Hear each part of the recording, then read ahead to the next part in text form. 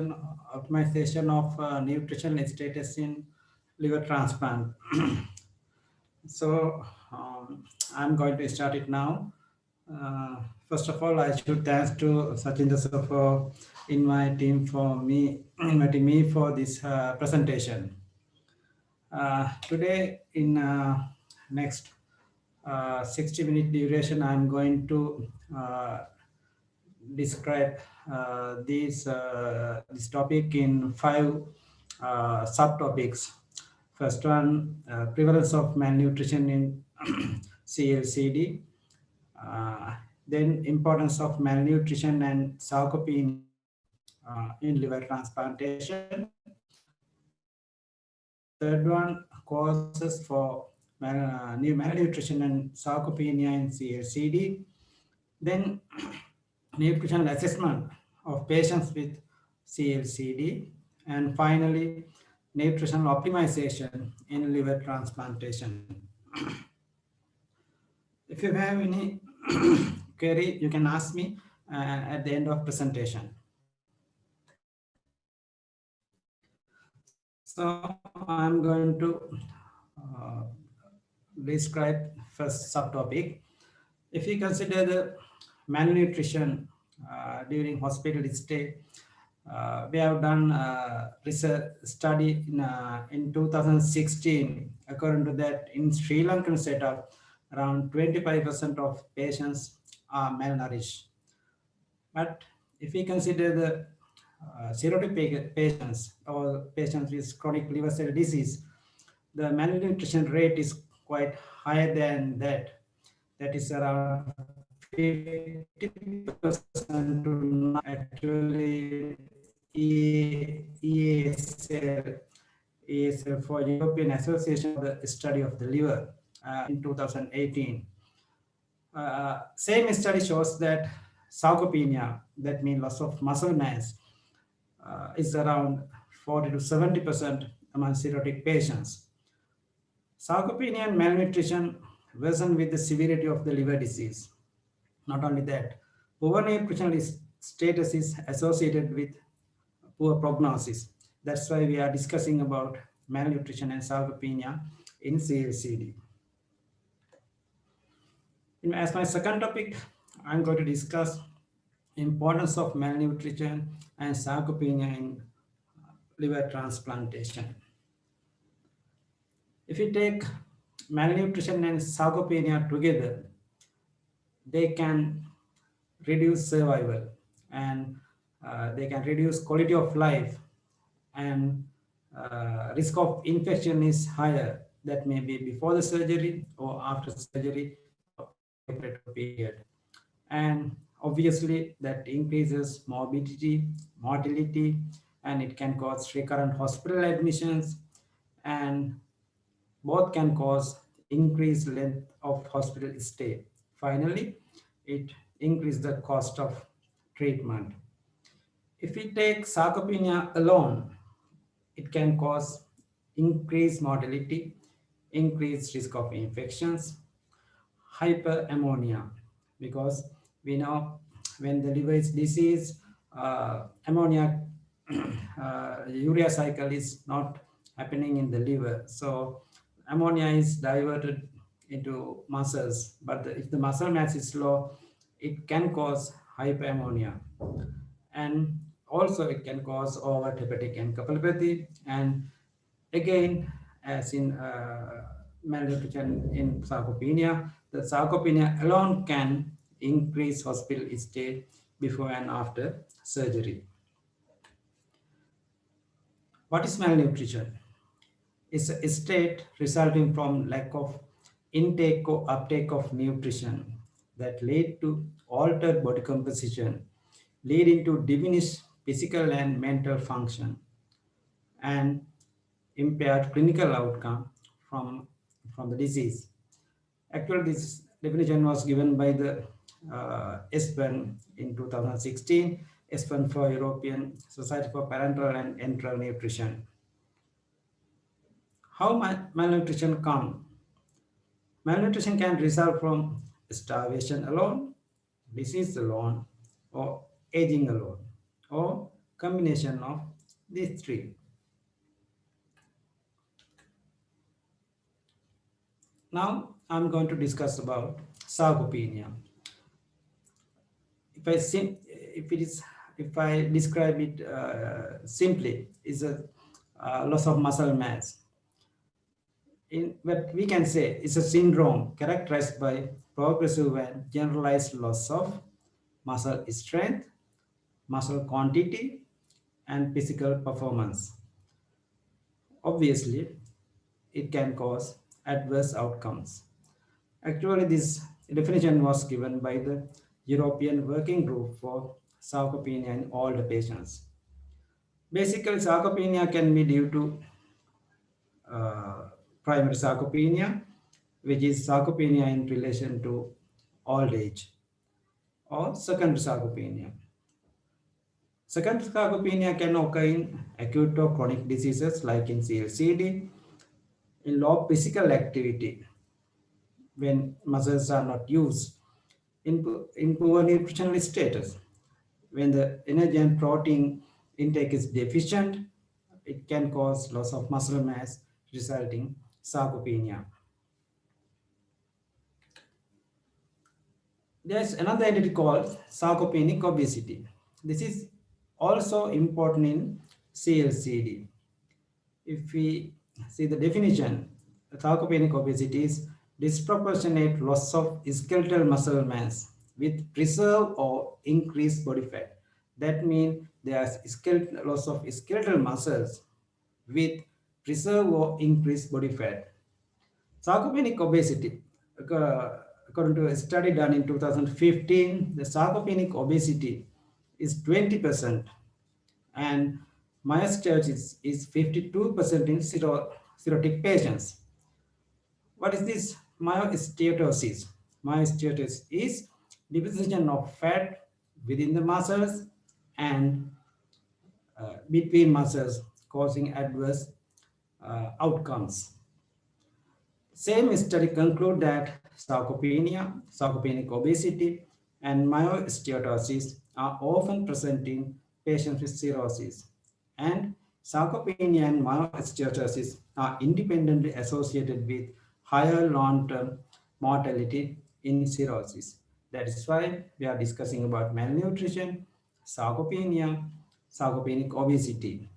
Sarcopenic obesity is especially important after a liver transplantation because there can be disproportionate loss of skeletal muscle mass with preserved fat mass after surgery. It can be due to the disease. It can be due to, most of the time due to drugs we are giving. Uh, if you see these pictures, you can see what is meant by sarcopenic obesity. In in picture A, you see sarcopenic obesity. Patient is obese with low lean mass. If you go to B side, you go to second and third pictures, you can see that obese with low lean mass, that means patient is obese but muscle mass is low. And third one, morbidly obese patient with low lean mass. Basically, sarcopenic obesity is increase or preserve fat mass with reduced muscle mass. Now I'm going to discuss our third subtopic, causes for malnutrition in CLCD. That is actually multifactorial. There are a lot of factors. Out of them, I'm going to describe a few of them, around five. Uh, Hypermetabolism. Usually, resting energy expenditure is more than 120% compared with the predicted values. The reason for that, infections, increased plasma catecholamine level, which increase the sympathetic output, and malabsorption. For malabsorption, there are many reasons. For systemic shunt, which reduces absorption of nutrient, and sometimes they are people with alcohol abuse. It can cause when patient develop CLCD, already patient may be malnourished because of their abusing alcohol. And pancreatic insufficiency can go with CLCD. When pancreatic enzymes are deficient, it can cause malabsorption. And intraluminal bile acid deficiency and gut edema. Gut edema obviously can interfere with the absorption of nutrient. Then, altered macronutrient metabolism. Obviously, gluconeogenesis and protein catabolism and uh, gluconeogenesis is increased because now liver is not working properly, no adequate amount of glycogen stores, so gluconeogenesis is increased. Because of that, protein catabolism is increased, and uh, with that, there can be hormonal changes like insulin resistance also. Addition to these metabolic changes, intake can be reduced. There are several reasons, a lot of reasons for reduced intake: anorexia, nausea, bloating, early satiety, fatigue, vomiting, and cytokines, uh, reduce ghrelin level. Ghrelin, when ghrelin level reduce, automatically intake is reduced. Sometimes dietary restrictions are imposed. Uh, it can cause reduced intake. And we can see taste changes in this population with reduced food intake. And dietary limitations such as sodium restriction. Sometimes they are with the fluid retention, sodium is restricted. When sodium is restricted, the palatability is going down, resulting reduced food intake. Like that, there are a lot of reasons for reduced intake. With those things, there can be micronutrient deficiencies, especially in alcohol abuse. When anorexia is persisting for a long time, it can cause micronutrient deficiencies. With vomiting, we can lose vitamins.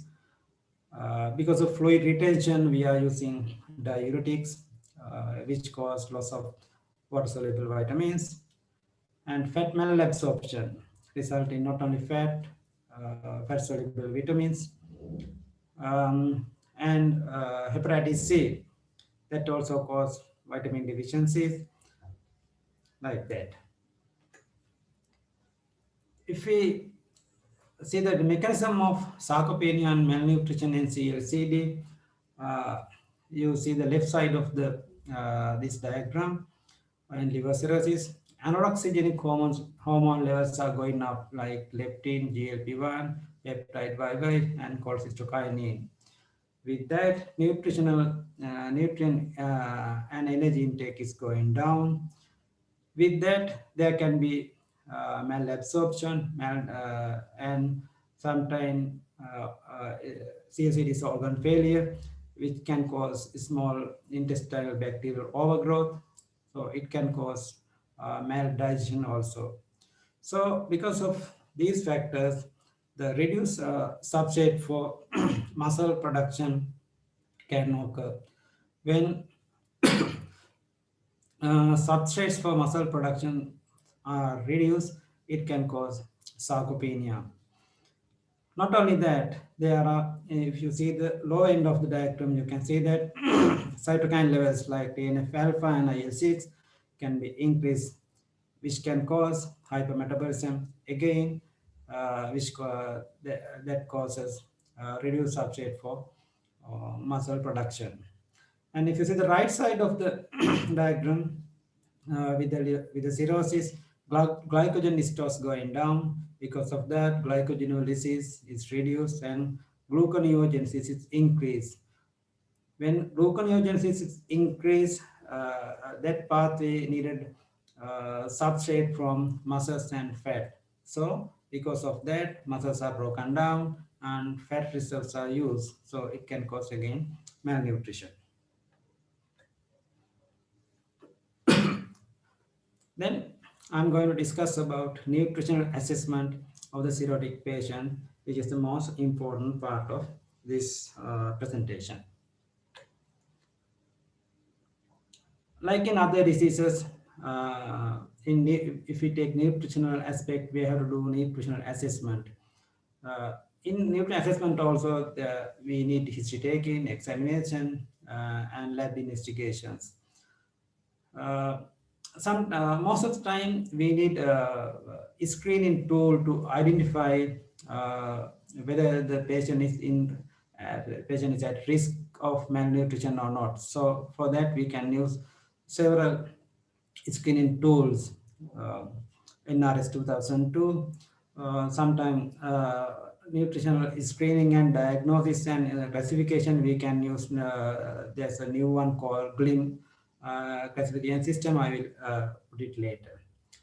In nutrition assessment, we need anthropometry, biochemical things, clinical examination findings, and in history we need dietary intake. In anthropometry, we are considering about height, dry weight, ideal body weight, skin fold thickness, mid-arm, upper circumference. As lab investigations, hemoglobin level, albumin level, vitamin levels, magnesium, phosphate are important. As clinical things, we have to look for signs of vitamin deficiency features.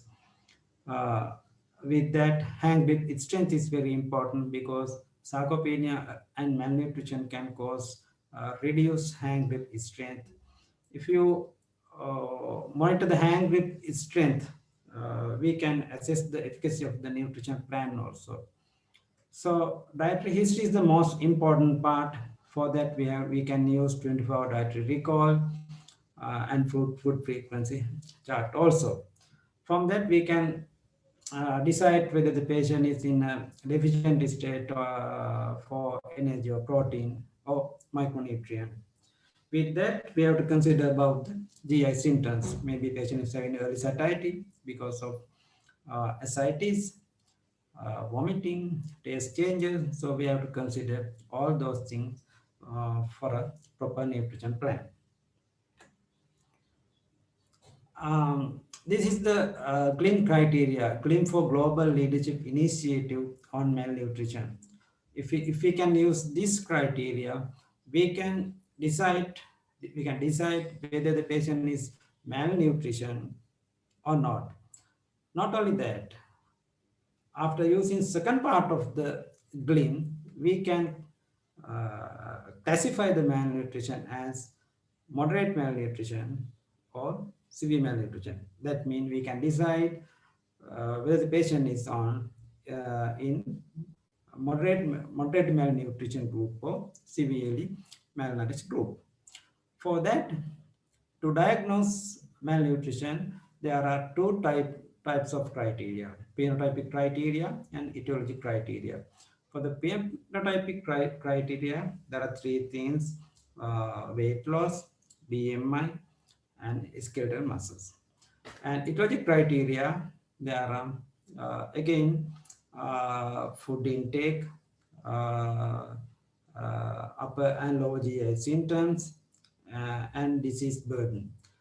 If we can get one criteria from each group, we can decide whether the patient is, if we can get one criteria from each group, that means patient is having malnutrition.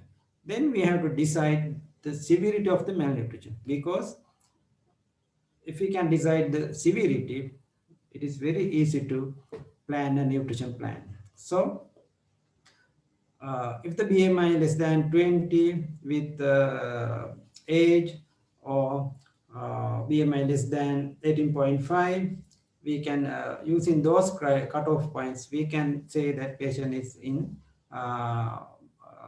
whether the patient is in moderate malnourished group or severely malnourished group. Addition to that, several hospitals are using different screening and assessment tools. This is Royal Free Hospital,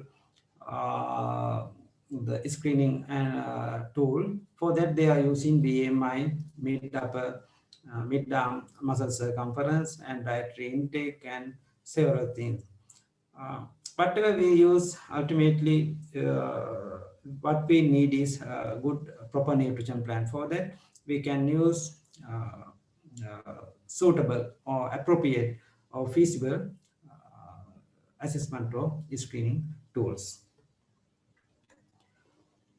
Then how we how do we approach to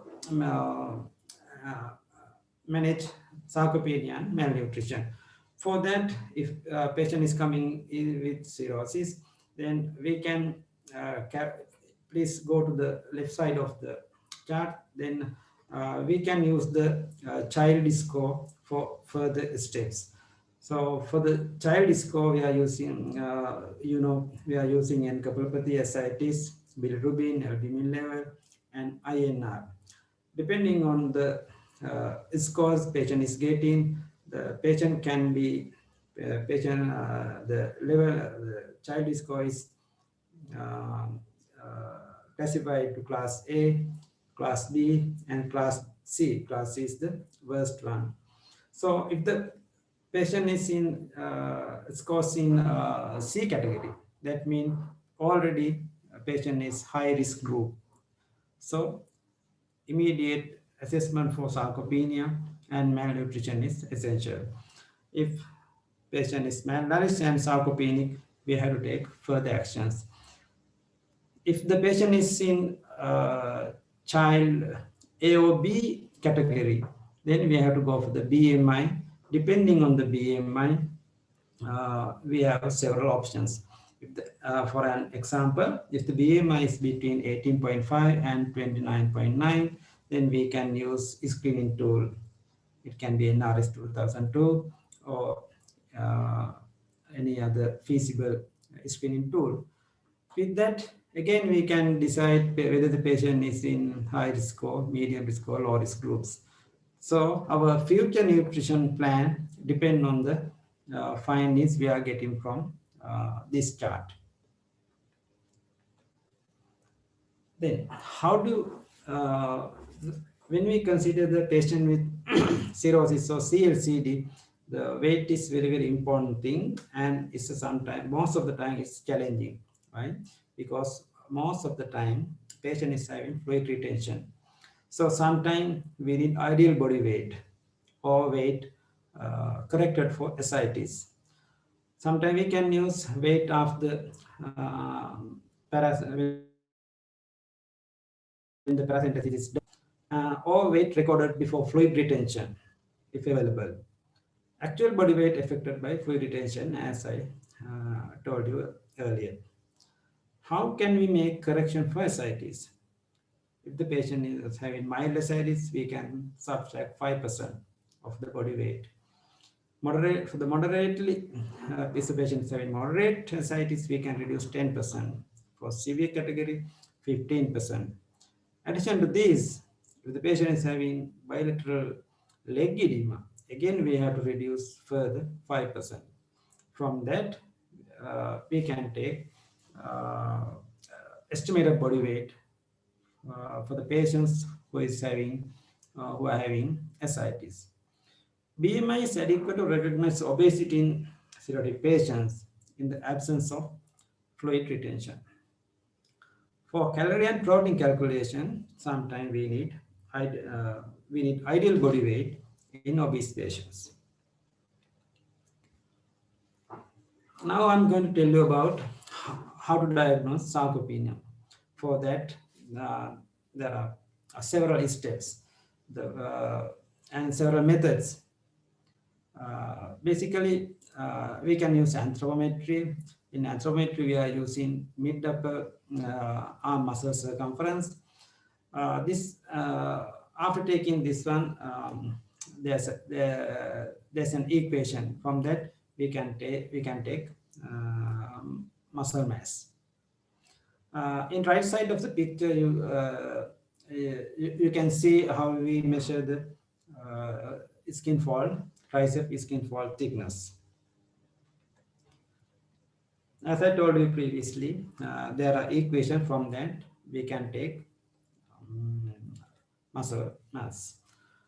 Not only that, we can to quantify the muscles, we can muscle mass, we can use BIA machines, body impedance analysis. These are very good equipments but quite expensive. From that, directly we can take muscle mass of a person. Not only that, the most of the hospital uh, having DEXA scan machines. From that also we can take muscle mass. We can measure the muscle mass. So we can to diagnose sarcopenia, we can use DEXA scan. Diagnosis sarcopenia in clinical setting. I mean in ward setup. For that easily we can use, we can see there's a picture in right side of the screen. It's called hand dynamometer.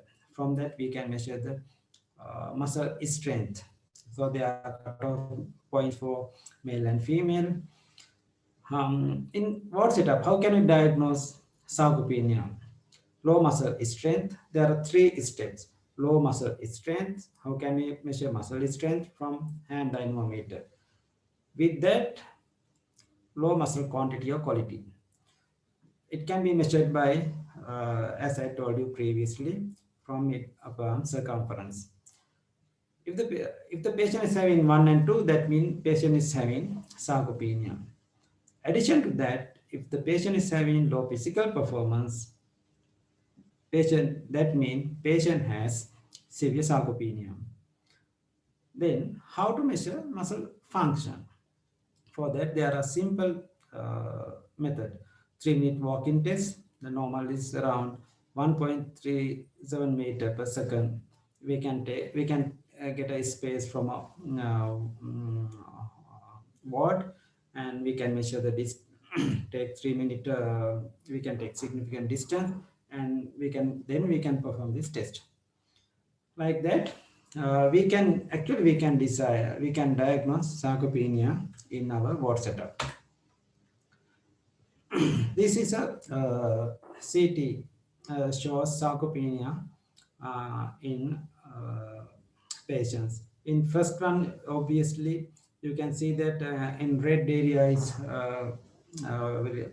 is reduced because of sarcopenia. And other one, right one is the scan cut from a normal person. This study shows that survival with the sarcopenia. This was done by patients with cirrhosis, 112 patients with cirrhosis. It clearly shows that survival is reduced with sarcopenia. In here also, 396 patients were taken in this study, and again survival was assessed. In blue line you can see non-sarcopenic men, and red line non-sarcopenic women, and dotted line again blue sarcopenic men, and red one sarcopenic woman. From these four categories, clearly we can see that sarcopenic men and women has lower survival.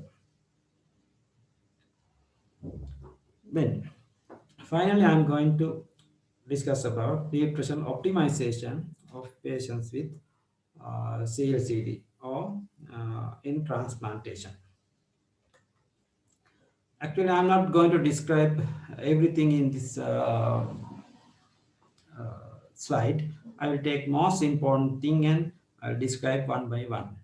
Actually, this algorithm was given by the ESPEN.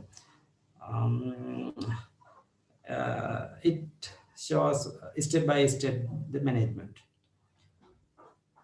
ESPEN recommend in cirrhotic patients, an increased energy intake is not recommended overweight and obese patients. We are getting, if we take the cirrhotic patient population, there are overweight and obese people. So we should not give additional increased energy, for it can cause adverse outcomes. Not only that, they say in obese patient with cirrhosis, lifestyle intervention aiming for beneficial weight reduction should be implemented, because it gives beneficial effects. And again, this side, sarcopenic obesity and prognosis. This shows in this study 678 patients with cirrhosis uh, and skeletal muscle index were measured using CT at L3 level. And according to this, obviously survival has been reduced with sarcopenic obesity. If you see the last dotted line, sarcopenic obesity and myosteatosis. Myosteatosis is deposition of fat uh, within the muscles and between muscles. And this is obesity in cirrhosis. In this study shows that probability of clinical decompensation is increased with overweight and obesity. And next recommendation, period of starvation should be kept short by consuming 3 to 5 meals a day. Why? Now the liver is not working properly, so it doesn't have enough glycogen storage.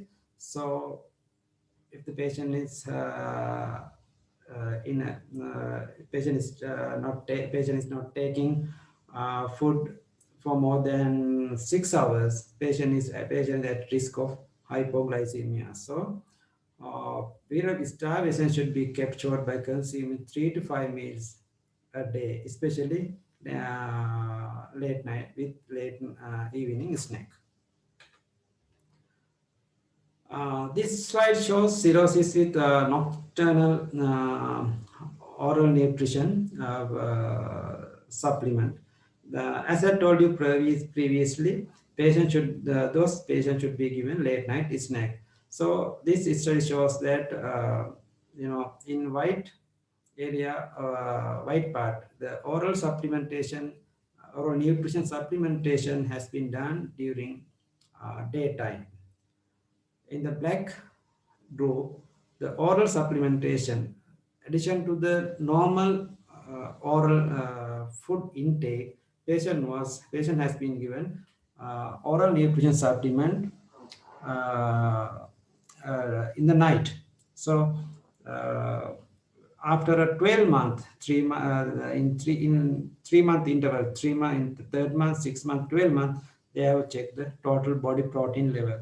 So it clearly shows that patients who are taking late night snacks, that means oral nutrition supplement, has more muscle gain than the patients who are taking supplement during the daytime.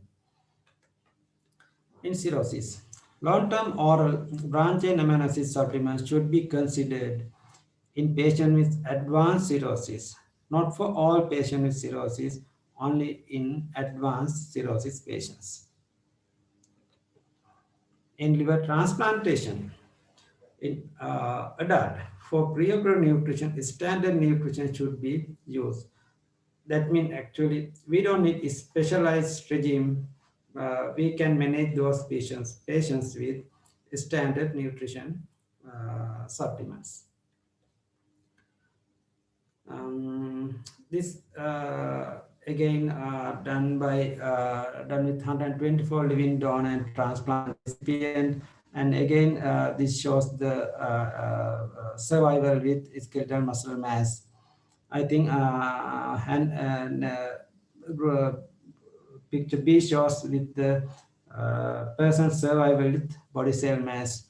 The all diagram shows that survival is low with low muscle mass and the low body cell mass. In management, indirect calculative, after doing the proper nutrition assessment, we have to give a proper nutrition plan. For that, we have to calculate energy requirement. For that, gold standard one is the indirect calorimetry, but in Sri Lanka, we don't have that facility. So we are using weight-based calculation. That means specific energy values for per kg. If the patient is non-malnourished and cirrhosis compensated, we should give protein at least 1.2 gram per kg per day, because now actually physicians are not restricting protein, but A few years back, we saw that if the patient is having cirrhosis, protein are restricted. Already, Sri Lankans are taking low protein. On top of that, if we advise limit protein, they will take very low quantity of protein, which give adverse outcomes. If the patient is malnourished or sarcopenic, then we have to increase the protein intake. That is around 1.5 gram per kg per day. It's actually a higher value. Cirrhotic patients with malnutrition should provide 30 to 35 kilocalories. That also quite high energy intake, because in normal patients we are giving around 25 to 30 kilocalorie per kg, but in cirrhotic patients we have to give 30 to 35. Protein intake should not be restricted in cirrhotic patients with hepatic encephalopathy. This also not happening at the moment, but a few years back we saw that if the encephalopathy is suspected, protein intake is restricted. But if the protein intake is restricted, it can worsen the problem, and it can promote the muscle catabolism, and again it can aggravate the encephalopathy. Long-term oral branched-chain amino acid supplement should be prescribed in patients with advanced cirrhosis. I told this one earlier also. And next one, administer micronutrient and vitamins to treat confirmed or clinically suspected cases. Because in Sri Lankan setup, we can't do laboratory investigation for each and every vitamin and trace element. So if we are suspecting clinically that patient is at risk of these micronutrient, we have to treat accordingly. Supplement vitamin D orally in cirrhotic patients with vitamin D level. That means if the patient is having vitamin D deficiency, because there's high chance for deficiency of vitamin D, because these patients are ill, so homebound, they are not going out, and food intake is reduced. Addition to that, pancreatic insufficiency can be there, and bile impairment, bile secretion impairment can be there. So because of that, vitamin D absorption also poor. On top of that, patient may have bacterial overgrowth. So all these factors can cause vitamin deficiencies, especially vitamin D. Recommended intake of sodium 80 millimole per day. Why I put that? Because with the fluid retention, we are restricting sodium intake. If we have seen that some patients are not taking salt at all. So if they are not taking adequate amount of sodium, it can reduce the palatability of the diet. So minimum requirement of sodium for those kind of patients with fluid retention, it is around 80 millimole per day. That is equal to 2 gram of sodium, which is correspond to 4 to 5 gram of table salt daily. So with that, that means this intake not help to increase sodium level. Treatment with LOLA, olaunothine oil aspartate, has shown beneficial effect compared with placebo. Placebo. Uh, no protein restriction even in hepatic encephalopathy. Instead, consider vegetable protein and branched-chain amino acid. I told you that nowadays we are not restricting protein intake. But sometimes if the patient is having hepatic encephalopathy, we can consider vegetable protein, because ammonia production is minimal with vegetable proteins. And exercise and sarcopenia. We all know that exercise is very, very important for muscle gain. But how we can perform exercise in this patient group? Exercise can be endurance exercises or resistance exercises. Endurance exercises mean walking and jogging, uh, like that. And resistance exercises are what we are doing in gym exercises, like weight bearing exercises. So uh, if someone is doing only the endurance exercises, obviously it won't help to increase muscle mass. So obviously, we need resistant exercises, but uh, most of the studies shows that for normal people, endurance and resistant exercises combination uh, combination gives maximum, maximum results. But if someone is doing exercises, we have to ensure that that person is taking adequate amount of energy and protein. Why? With the exercise, energy expenditure is increased. If the patient is already malnourished, that means patient is not taking adequate amount of energy and protein. With, uh, with that, if the patient is with that, if the patient is expending more energy by doing exercises, it with that can lead to further loss of muscles and fat. So before starting exercise, we should ensure that patient is taking adequate amount of energy and protein. And unfortunately, benefit of exercises, especially resistant exercises, in this patients group, that means patients with CLCDs, evidences are lacking this group. But however, there is high chance for for beneficial outcomes by doing exercises. And again, in this slide, I'm going to tell you about some important aspects in liver transplantation.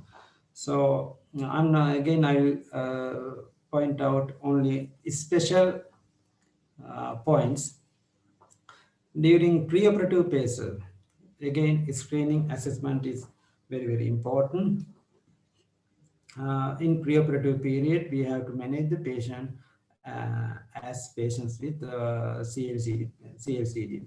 And before the surgery, if we can perform ERAS, if we can follow ERAS guideline, it will give beneficial outcome.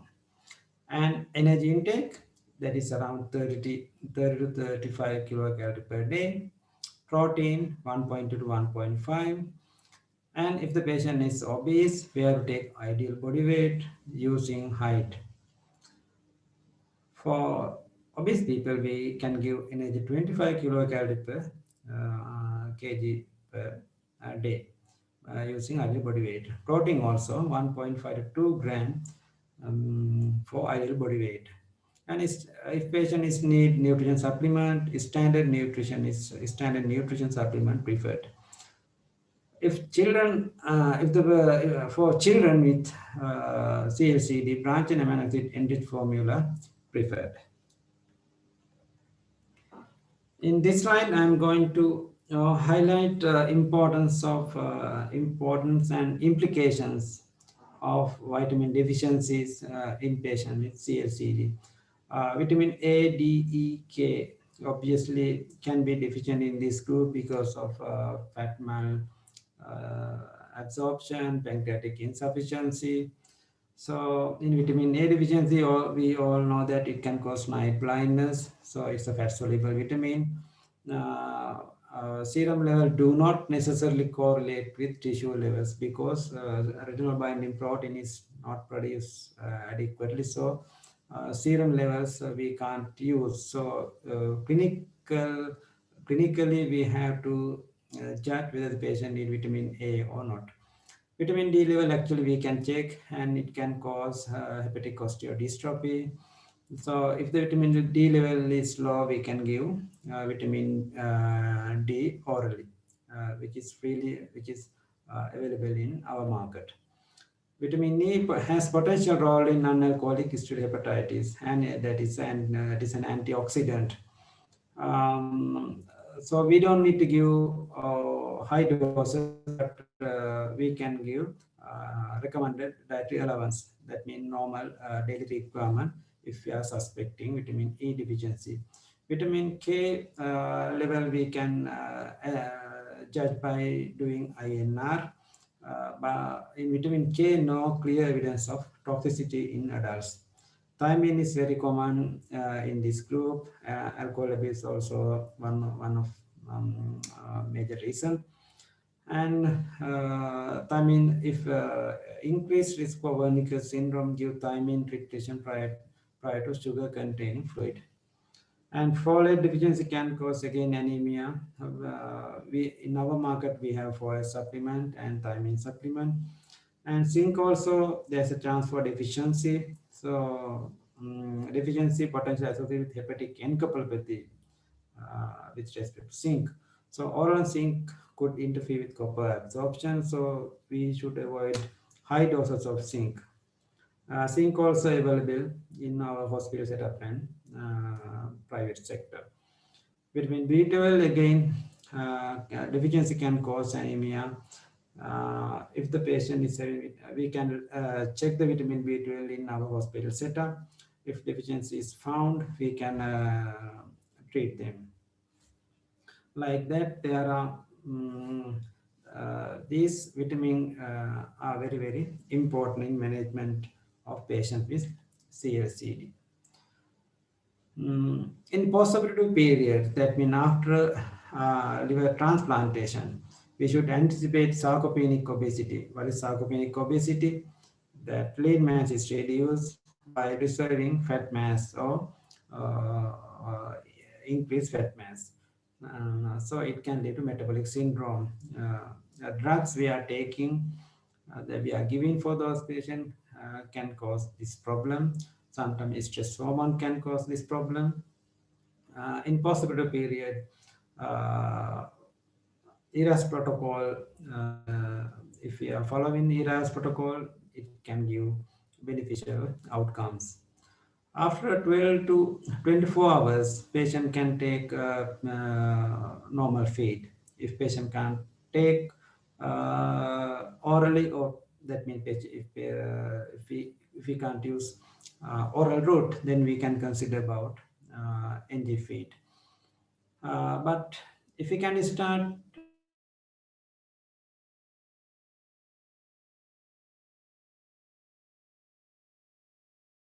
pills, again we have to give energy 30 to 35 kilocalorie per kg per day, and protein 1.2 to 1.5 gram per kg per day.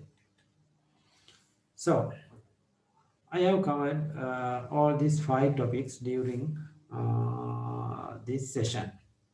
So these are my references. And now, if you have any question, I think this time is for you.